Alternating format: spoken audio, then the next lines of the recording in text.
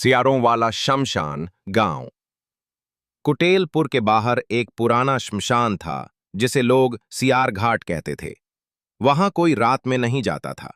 कहते हैं हर अमावस की रात वहां सियार इकट्ठा होते हैं, मगर ये सियार सामान्य नहीं, कुछ भयानक और रहस्यमय होते हैं। गांव के बुजुर्गों की माने तो ये सियार किसी तांत्रिक की आत्मा से बंधे हैं।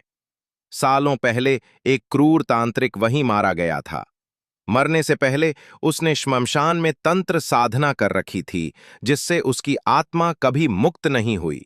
अब हर बार कोई नया शव वहां जलाया जाता है तो ये सियार आते हैं और उसकी आत्मा को पकड़ लेते हैं। गांव का एक निडर लड़का था, रघु। वो इन कहानियों को बकवास मानता था।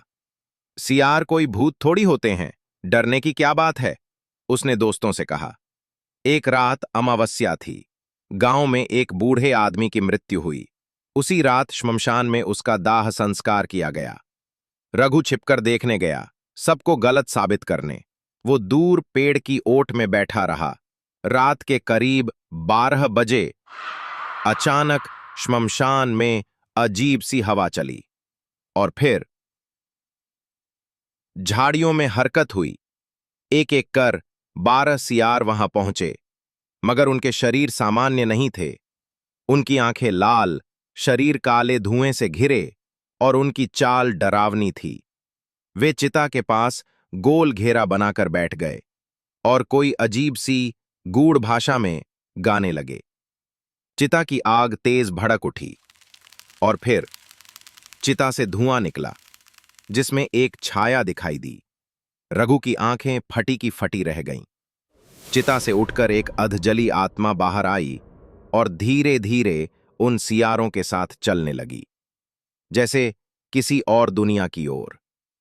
रघु डर से भागना चाहता था, मगर पैर जम गए। तभी एक सियार ने उसकी ओर देखा और बाकी सियारों ने भी।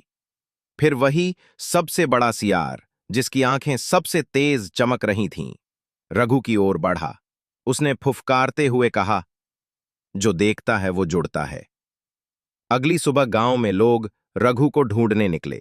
श्मशान में उन्हें सिर्फ उसकी जली हुई चप्पलें और एक टूटा हुआ लटकन मिला। अब गांव वाले कहते हैं हर अमावस की रात सियारों के झुंड में एक नया सियार शामिल